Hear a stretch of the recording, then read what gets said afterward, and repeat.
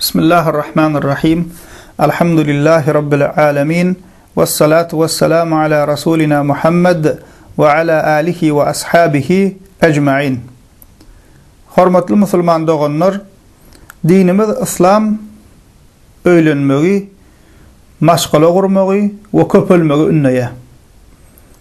We her bir akylly musulman, erkek bolsun, zenan bolsun, agzybir, berk, maşgala ojak gurmak isleýär. Çağıjyklarynyň bolmagyny isleýär. Şeýdip, ýani ýollaşy bilen agzybir bolup, çağlaryny gowanyp ýaşamak isleýär. We Peýgamberimiz Muhammed sallallahu aleyhi ve sellem biz musulmanlara, maşgala gurjaklara köp peýdali nasihatlar aýdypdyr.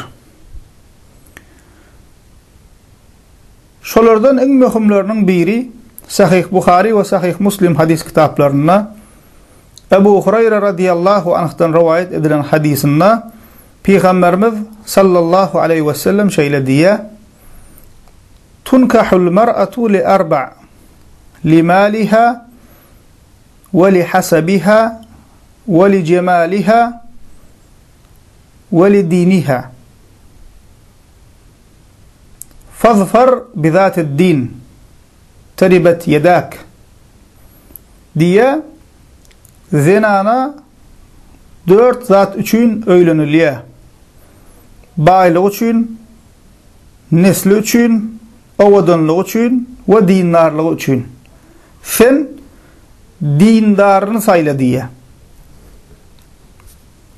Yani Peygamberimiz sallallahu aleyhi ve sellem bu hadisinde öýlenjek kişilerin köplenç gelin saýlanyna serediýän zatlaryny habar berýär.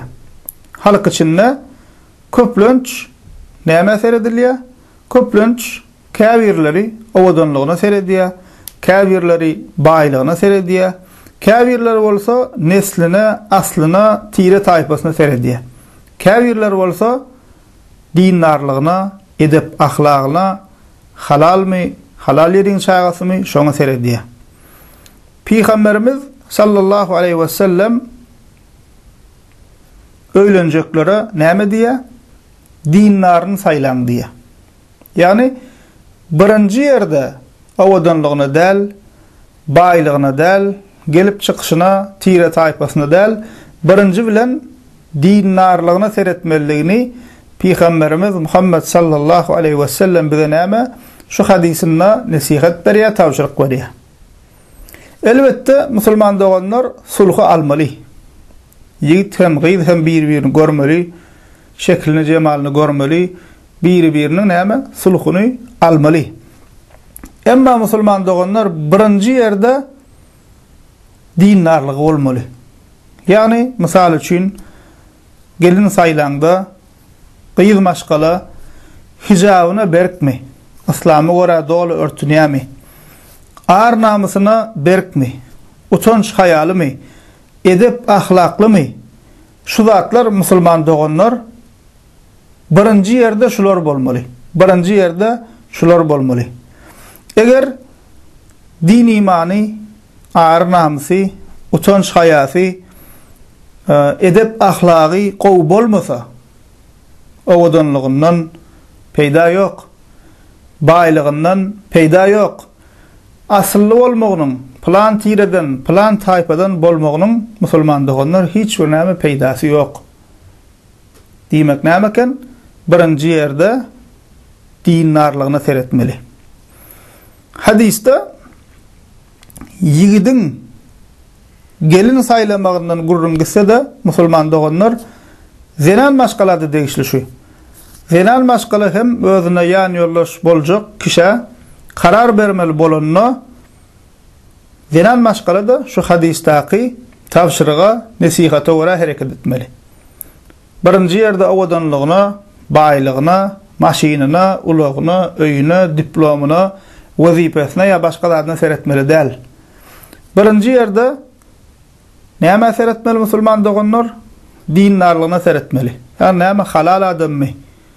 Halala harama, insanyň hak hukugyna dikkat edýän adammy? Namazyna berkmi? Allah'ın dini bilen ýaşaýarmy?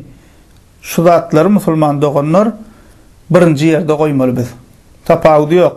Ýigit hem özüne gelin saýlanna, gyýz maşgala hem özüne ýany ýollaş boljak kişini saýlamaly bolanna birinji yerde dindarlygyny goýmaly.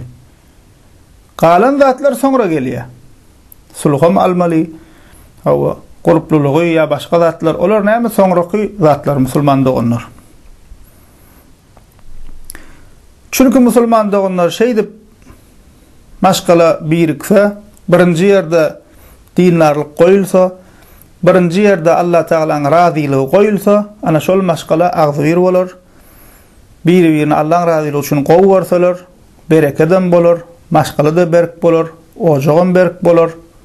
Şonuň üçin musulman doganlar gelin ýigitler özlerini gelin saýlanna, gyýzlar özlerini ýany ýollaş boljak ýigide karar bermeli bolanna, ene atalar oğul ýörüp gyýz çykarjak bolanna birinji talabymyz, birinji seretjek zadymyz Peygamberimiz Muhammed sallallahu aleyhi ve sellemin şu mübarek hadisine bize öwreden zady bolsun. Peygamberimiz sallallahu aleyhi ve sellemin öwreden zady bizim bu dünýämize we ahiretimize peýdasy bar. Peygamberimiz bizi gowwarýar.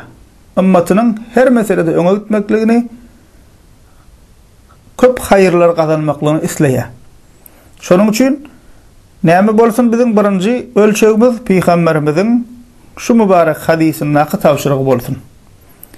Eger musulman doganlar her işimizde Peygamberimiziň nesihatlarynyň, sünnetinden ugralyp hereket etsek, tapawdy ýok, maşgala uramyzda, sowdamyzda, okuwymyzda, uly işimizde, kiçi işimizde, islenlik işimizde Peygamberimiz sallallahu aleyhi ve sellemin nesihatlarynyň, sünnetinden ugralyp şoňa göre hereket etsek, Allah Taala'nın ýardamy bilen musulman doganlar peýdamyz, haýrymyz, bereketimiz köp bolar, ziyanımız az bolar.